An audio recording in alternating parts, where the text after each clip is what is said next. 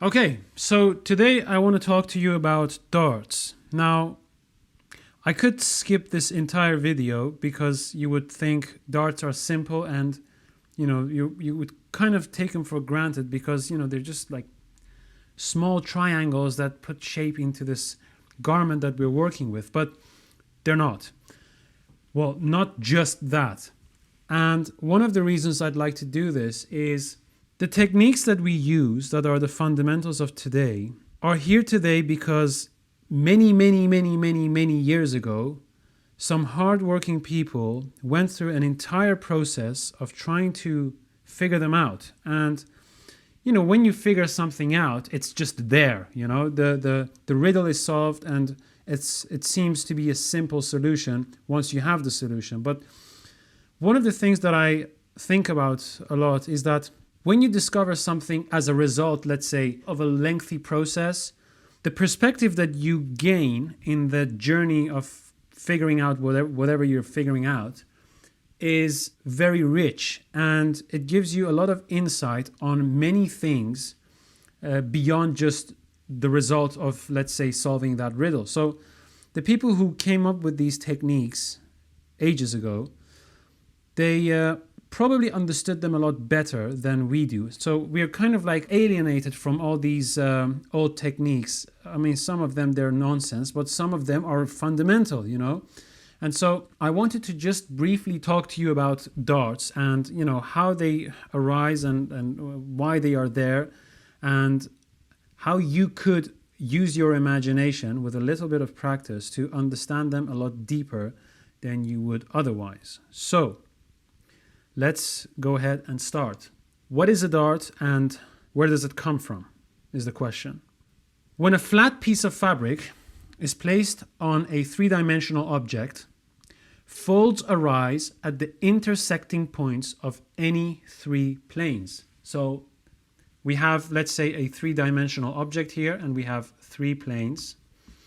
And this would be the intersecting point, basically the point where all three planes are joined together. And on the square here on the block, it would be this point and this point. And on the sphere, well, it's not very obvious on the sphere, but if you think about a sphere as if it's some low resolution three-dimensional object, you would very clearly see all the different planes and the intersecting points, like this. So every time you look at objects, try to look at them as if they are low resolution and try to figure out whether you could see all the planes and where those planes are intersecting. So what that would look like basically is, imagine we have this fabric, and if we would just allow this to fold over some block, and we would only allow it to fold over one plane and another, the fabric would just fold. Nothing would happen. Nothing really happens. It just folds over this shape. But if we want to lay the fabric down on three planes, so that's 1, 2, and then the third one, what would happen is a pleat or a fold is formed right at that intersecting point of those three planes. Okay? So on a square, it would look like this. On a pyramid, it would look something like this. Okay? And on a sphere, well, on a sphere it's a bit more difficult, but it would look something like this. Okay? Now, here's the interesting part. When we don't want to keep these folds, we don't see them as folds. We see them as surplus because we don't want them anymore. In other words, these folds become the material that exceeds the portion that is used. Make sense? So if we would say this is our pyramid and we only want to use the fabric that lays flat on these planes, these folds would become the material, the surplus that exceeds the portion that is used. The fold or surplus that is removed is what tailors, dressmakers, and pattern designers call a dart. So a dart is not just some random triangle that introduces shape to a flat piece of fabric. It's the surplus of a flat material that is removed after being placed on a three-dimensional object. Now, obviously, you can imagine the more acute these angles are, these planes are placed against each other, the more severe or the bigger these folds are going to be. So, at this moment, if I would show this to you, it's almost like this is quite a big fold. This would be a very big dart. But if we would place it on something that's, let's say, a 90 degrees angle, it's still big, but a lot smaller than the triangle that we had. If I would put it on a pencil, well, then you get folds that are so big that nothing would remain if you would try to just get to the pencil. So that's what I'm trying to say. However, here's the thing. Darts are not always used in extreme situations like I've just demonstrated. In fact, the surplus that's removed is usually not that visible and not always present in the literal sense. The surplus is sometimes anticipated, and the theory is applied to certain areas to manipulate the shape, hang, and wear of the garment.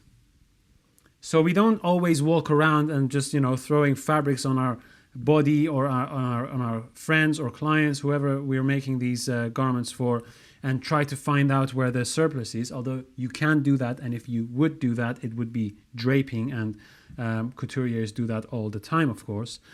But by purely anticipating, we can already introduce darts in areas where we want to have shape. So when you look at a pattern and you see some darts, there are two things that have happened probably. One, either the pattern cutter draped the fabric first, then transferred all the darts onto a paper pattern, or they anticipated that that's the area where they wanted to have that dart, and then during the fitting maybe they would change the position of that dart.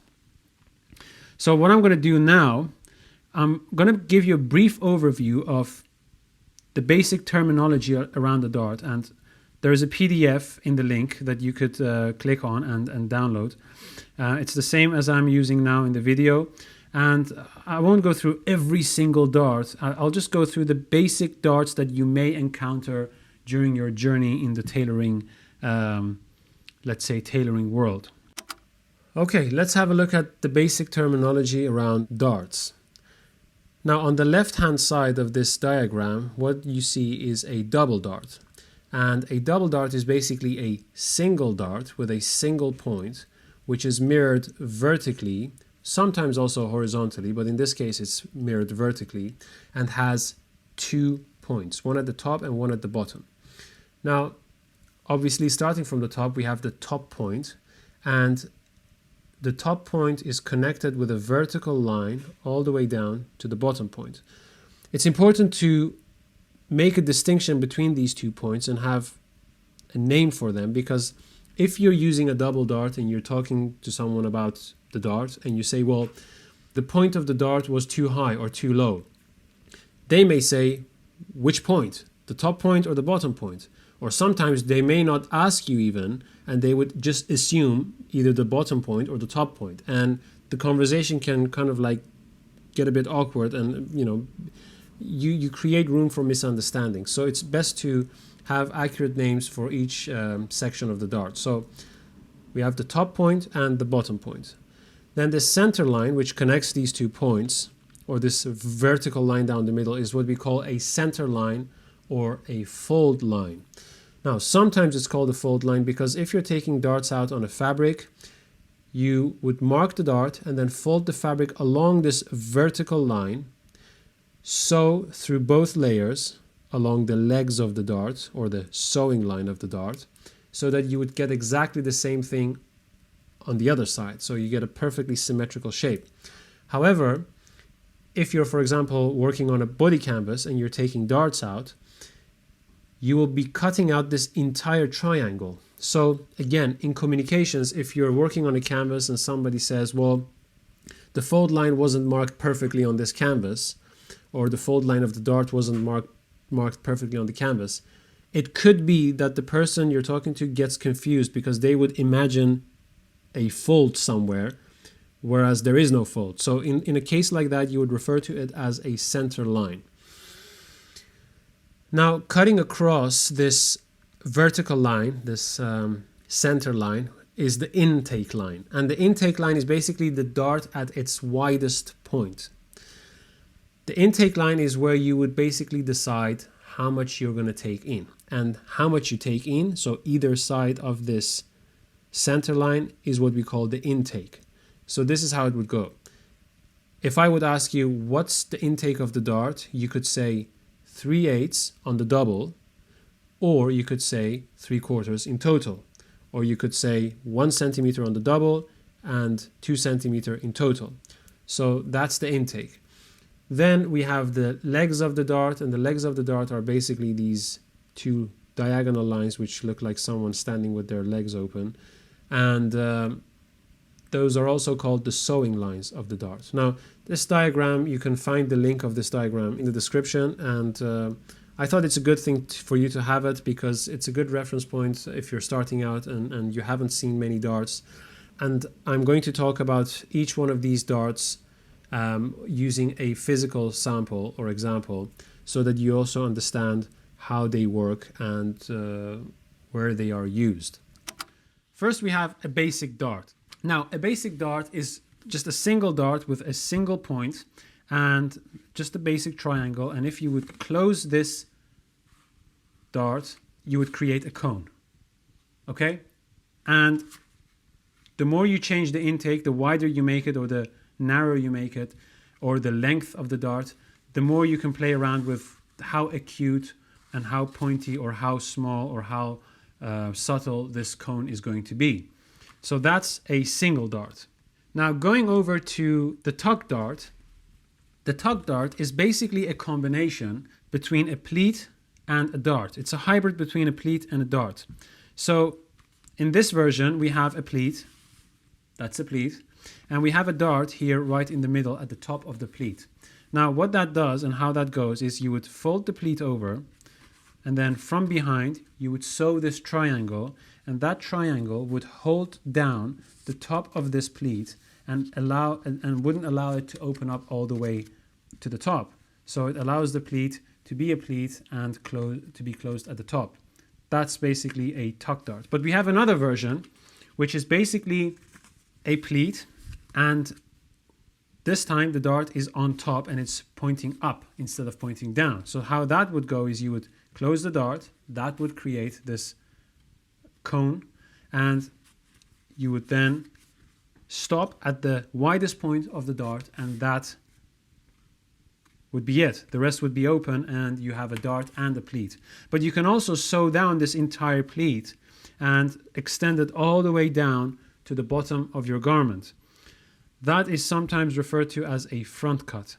And talking about front cuts, what we have here is a front or a pocket cut. And that's basically the same as the tuck dart that we just looked at. But here, instead of bringing it all the way down, we want to stop it halfway through the front panel. So what we do is, obviously, because we don't want to go all the way down, it's impossible for us to bring this side over to the other side because, well, what would happen is this should have to be freed up. So we would make a cut there so that when this folds over and is sewn down, this could move to the side, and then wherever this ends, that would be the pocket mouth. So you have to decide where you want your pocket mouth to be.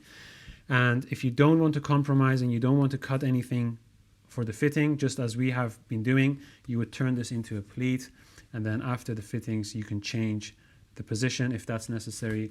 But when you're about to get the pockets in, you have to make a cut, and that would become the pocket mouth. Okay, so that's a front cut. Then the next thing that we have is a bunch of asymmetrical darts, although one of them is actually called an asymmetrical double dart. The rest are also asymmetrical, but they have specific names. So let's start with the basic one, which is going to be the curved dart. Now, the curved dart is very similar to the basic single dart, so this one. And if you would ask what would be the difference between them, some people would say there isn't any. Well, there is. And the way you understand what the difference is between, let's say, two things that are very familiar, is you would measure them or look at them or analyze them at the extremes. So when you look at things in the most extreme way, it helps you to understand them and understand the nature of that whatever thing is that you're looking at or studying. So this is one of the main differences. If I would close this dart, and I'm not sure whether you could see this, but if you look at it from the top, this dart goes from the intake line to the point in one straight line. Okay, so it's like literally like a cone. Whereas with this one, if you would close this one, and this one closes a little bit more difficult, if you would look at this from the top, what you see is from the intake line to the point, it doesn't go into one straight line. It goes into a curve. It's a bit more convex. And this will be the same dart that we use around the arm side on our canvas. Now, there is another difference. And the other difference is that this is not really an extreme curve, but if you would make this curve like really curved and you would just spiral into the center, what you would get as a result is a much smoother transition from the point of the dart to the outer edges or to the intake line. So imagine that we would have this dart and we would close it by roughly about like 1.5 inches, and that would give us this very pointy, sharp cone. But if we would take in the same amount, but spiral all the way to the center, you can see that these two do not look the same. This one is like a round cup, and this one is like a pointy, like UFO almost. Okay, so keep that in mind. The more curves there are into a dart, the more diffused the shape is going to be. Right, so then next we have the hammer dart. And the hammer dart is very interesting. The hammer dart is basically very similar to the curved dart. It's just a bit more geometric and rigid in terms of the shape, but it serves almost the same purpose in that it diffuses the acuteness of the effect of the dart, because it first allows this point to elevate and then this point. Obviously, the most elevated point or the most acute point is the tip of the dart, the top of the dart, the point, and then next would be this point. And where do we use these? Well, I don't really use them that often, but there are many tailors that still use them. And if you're studying tailoring books, it's good to know what the hell these darts are. They're usually used in the break line area. And it's usually so that you would have the point of this dart pointing at the chest. So here would be the chest area. Imagine that this would be the break line, and you would have the lapel here. Sometimes it goes from the lapel through the break line into the chest, or sometimes this would be the break line and you would sew the break line close. Now, the reason why this is that you may not want to go through the break line, or you may not want to use, for whatever reason, a plain single dart. And so what you would do is you would diffuse that and point one area into the chest and have the rest of the cut into the lapel. So you would close the lapel. One of the effects is that when you close this, it helps the break line to sit. It kind of like forces the break line to fold flat and sit flat back on itself. Now, I would say that if you really have somebody with a very big chest or a pointy chest, you could still get the same effect by just having a longer plain dart, single dart, going from the lapel through the break line into the chest instead of messing around with this. But this is difficult to take in. It takes more time, and it doesn't result in anything significantly better or better at all. So that's one version of the hammer dart. But there is another version, similar concept, but this one is basically a hammer up to here, and then it extends all the way down to the point. And again, this would be the lapel area, and where you have this pointing at, that would be the chest. And what that would do is very simple. You would first close this dart, and that would control the chest, create a small chest area there. And then this would be forced back onto that, and this, again, holds, kind of like forces the lapel to really fold and sit back on the chest. Again, this is an old technique. Not everybody uses this. I don't use it certainly, but there are tailors who use this. And I don't really think that you need this dart for the lapel to be forced back and to sit flat on the chest, because you don't need that for the lapel. The lapel will be held by the collar, and if your construction is correct and your pattern is correct, the lapel will sit inevitably at the top of the jacket against the chest. So that's the hammer dart. Then we have the asymmetrical double dart, and this one is very interesting because it's a bit difficult to use for reasons I wouldn't go into. But what this dart does is very similar to the double dart that we saw on the left-hand side on the diagram. But what this one does is it keeps the front of the dart straight, it breaks the center line, and it only takes in from one side. And the effect of this would be that the grain of this side would be completely straight, and the grain on this side would be distorted as it is taken in from only one side. Okay? So here's a demonstration. This is the asymmetrical dart, and if you would pull both ends of the dart to make sure that the sewing line of the dart is a vertical line, a straight vertical line, what you see is these stripes running parallel to the actual sewing line, and they don't go into the sewing line, whereas this side does go into the sewing line. It kind of like cuts diagonally through and then it goes into the vertical sewing line. So all the distortion is placed on the side, and the front of the garment is kept clear. But you shouldn't do this on your canvas, because as soon as you do this on your canvas and you don't know exactly what to do, you can mess it up and you can end up with a canvas that does this weirdly. Okay? But again, like I said, this is not basic, so that's why we don't do this in this series. But it's a dart that has a very good aesthetic value. Whereas if you would just use a symmetrical dart that takes in from both sides, what you would get, let me see if I can put them next to one another. So if I would pull this one from both ends of the dart, what you notice is, well, I think the difference is very clear. So I've pulled both darts at both ends, and you can see that this one has a straight front and this one has surplus. Why? Because, well, it's taken in from both sides. Therefore, you have surplus. Well, it's not really surplus, but it's length on both sides. Whereas this one has it all on one side. The stripes here are going into the vertical line of the sewing line of the dart, and it distorts the front of your jacket. So this is really not an ideal dart to use for the fronts of the jacket unless you have a construction underneath that really needs this. It's like almost like a Dior dress or Dior jacket, like a couture jacket, where you really want the hips to stand up. Otherwise, if you would want to do this on a normal flat jacket, like a men's jacket with a flat front, you would have to bring everything to the side and pull this to the front, anchor this to the canvas, and then your dart, first of all, is not a straight line anymore. It's kind of going like in a breaking boomerang shape. Whereas, and you know, there's just too much force and distortion there. Whereas on this one, you would just have to anchor your dart to the canvas, and your dart will be straight and your fronts will be straight. So that's that, okay? Now, we also have the opposite of a dart, and the opposite of a dart is called a wedge.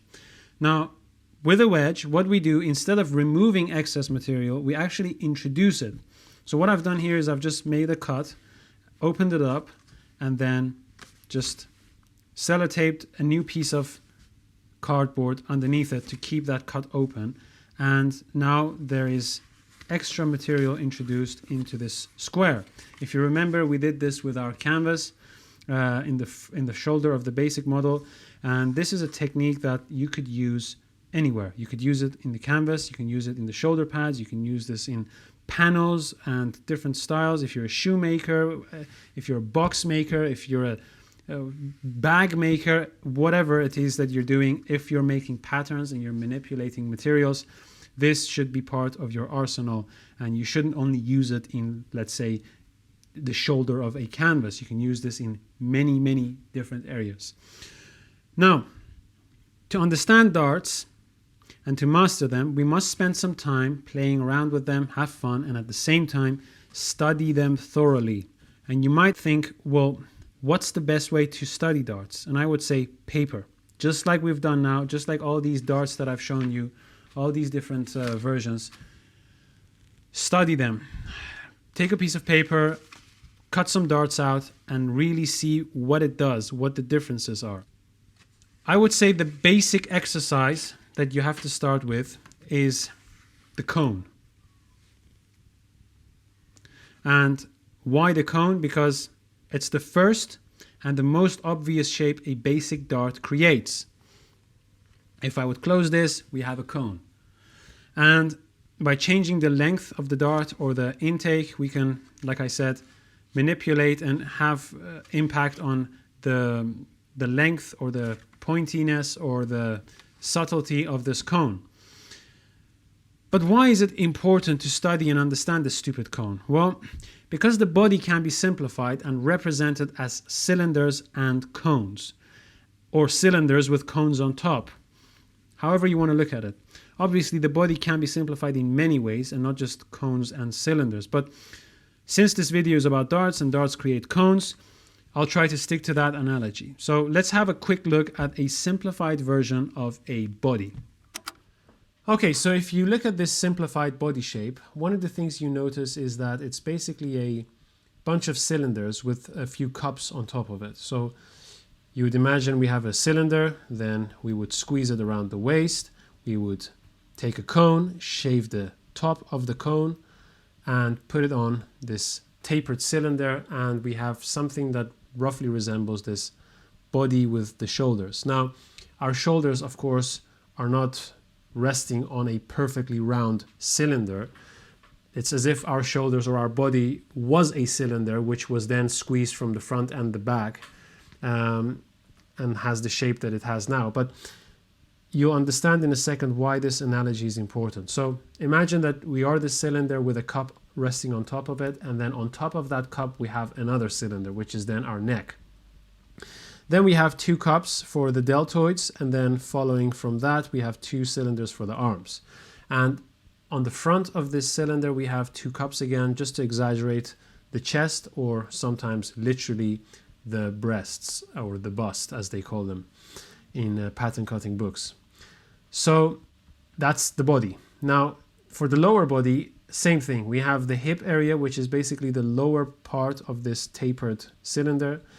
On top of that we have two cups to account for the glutes, and then the legs, of course, are again a bunch of tapered cylinders. Now, looking at the body in these terms allows you to understand the relationship between darts and patterns, and also makes darts more visible on patterns, and helps you to read patterns a lot easier. So obviously the body is not like this when we are fitting it, but usually if you try to understand something, take it to the very extremes and see what happens. And if you take the simplification of the body in the framework of darts to its extremes, then this is basically what you would get. A bunch of cylinders that are tapered in some areas with a few cups on top of it. Now, darts are not just, triangles that you take out of the center of a panel like we have done here. They're also applied to the edges of the panel. And if you're asking, what the hell do you mean? Well, let's have a look. I want you to imagine that this is the front panel of a shirt pattern, and this is the back panel of a shirt pattern. We have the neck circle, as you can see, we have the center front, the bottom, and the side seams. If we would hollow out the waist area of this front panel, and we would do the same on the back, when we place them next to one another, what you see very quickly is a diamond shape, which is basically a double dart, as we discussed earlier. You can see the intake line here and the center line down the middle, and the top and the bottom point all in this big square. In other words, we had a big square of pattern paper or fabric, and we took a massive dart out, and that became our side seams. So Our side seams are in fact the dart legs in this case. But it doesn't stop there. We also have the shoulder. And the shoulder is also, again, an area where you could say there is a big dart that points from the shoulder ends up to the neck. So let's have a look at this right side of the page. So you could see that we have aligned the center back and the center front and joined the two patterns or the two panels at the neck points. What we can see are three planes. We have a front plane, a top plane, and a back plane. Okay? Now, if you remember, darts arise or folds arise at the intersecting points of any three planes if you want the fabric to lay on all three planes at the same time. So if you have a big square with a hole down the middle and you put your head through it and you allow the fabric to fall, the first thing that you'll notice is that from this neck point here, which is the intersecting point of these three planes, a fold would arise and would just fall down on the shoulder. And if you would take that fold out, you would basically have your shoulder lines. So again, your shoulder lines are dart legs, if we would compare them to an actual dart. You might think, well, this is very simple and it's so basic, and you imagine pattern cutting and tailoring to be this very complicated thing. But if you study the underlying principles and you understand where they come from, they are very, very, very basic.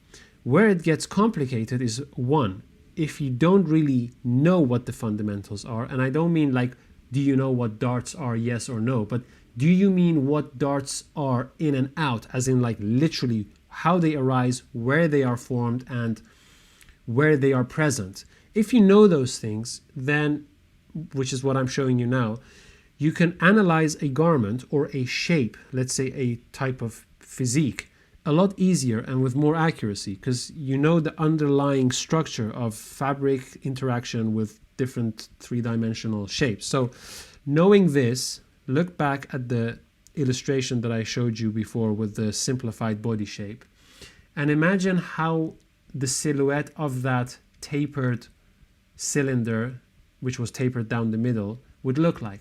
It almost looks like this. I mean, if I would bring this together and match the center front with the center back, what you'll see is basically the silhouette of a tapered cylinder, which is tapered around the waistline.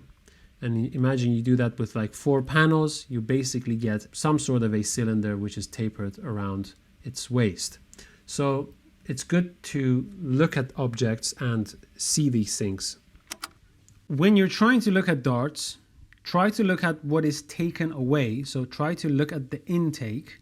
And basically, if I would compare that, try to look at the area that you're removing, which is basically the end of this fold, rather than the top or the point of the dart. Why? Because it's very simple to recognize where the point of the dart could be or is or should be. But it's not so easy to recognize where the intake is or where it should be. And if you're making, let's say, suppose you're making a mask for something or a shell, and you want it to fit, that particular shape. If the position of the intake is placed incorrectly, your material is not going to follow the shapes of whatever that is that you're trying to cover. So really try to understand where the fold would end and where the intake line would be, instead of just the point of the dart. And I would say once you understand darts and what they are capable of doing, you can study them more in depth and combine different parts and panels and wedges to make complex shapes. So I've prepared this small thing just as an example of this face mask that you could say. And this is just a basic combination of some darts and a panel and wedges. That's it. But you would look at it and you would say, well, this is a face. This is a primitive looking mask, and you could do this with any kind of shape. You could make the head of a cat, make the head of a rat, make the wings of a bat, or you can press it flat. Anyway, you can do many things, but the idea is to look at a three-dimensional object, be able to see the planes and the intersecting point of those planes, train your eyes to do that, and then also be able to, let's say, simulate this floating piece of square fabric on top of it, and then drop it on that object as if you're augmenting that image onto what you're seeing, and really try to find out try to guess where the folds would arise and where they would end, and if you would take them away, how that square would look like at the end. So what I want to do is to show you how you can practice darts and analyzing darts, and to create, let's say, patterns of things that you would have to actually drape things on top of them, and how you would make patterns for objects by just looking at them instead of having to really drape fabric on top of them. Obviously, you have to drape sometimes and work things out, but there are ways to train your spatial reasoning, which is very, very important. So how do you do that? Let's have a look. What you would have to do is the following. Let me take a pencil. So also, let me just flatten this. This is what you would do. You would imagine, let's say, a basic object. Let's say a square for now. Let's say you have a cube. Just very basic and simple, okay? I'm not sure whether this is the right pencil for this, but let's say you have a basic cube, okay? So we already know that these are the intersecting points of three planes. We have one plane here, second plane, and a third plane. Now what I want you to do is imagine as if you have this square fabric floating on top of this cube, and you're looking down through this transparent fabric to this cube. What you would get is a top view of a big square piece of fabric with a square, which is the first plane, plane number 1, in the middle. That's what you would get, right? So this is the top view method. Then you would say, well, you look at the object from different sides and you say, well, there is also a second plane, which is the same size roughly on this side. Well, there is also a third plane right in front of it. And there is also a fourth plane on the other side, which I cannot see now. And there is another plane, a fifth plane, right here. So that's basically the cube. Now, what you would do is this triangle here in the middle, that is your dart. Obviously, if you would split it down the middle, as we always do with darts, well, not always, but usually we sew them, or they are usually symmetrical. What you would get is 4 very big darts with this as the center line of the darts. So each one of these would be a very big dart. And the area in between here, that's just going to be cut away. So that would be your pattern for a basic cube. So this is what I call the top view method, okay? But you also have a side view method, and a side view method is more suitable for what we do, because if you remember, the jacket is basically a side view, because you have the side body here, let's say the back, and then you have the front of the jacket like so, and these are placed, like I explained before, as if they are 1/2 of a cylinder. So the side view exercise would be as if you place a rectangular piece of fabric in front of that object, and you would try to look through it and wrap it around the object and see what would happen. So for this method, it's best to establish a line that's supposedly parallel to the floor. So if this is our, let's say, fabric or our paper pattern, what we would do is say, let's draw a center line through this cube so that that's our reference, and that's then parallel to the floor. So we draw the center line as a reference point.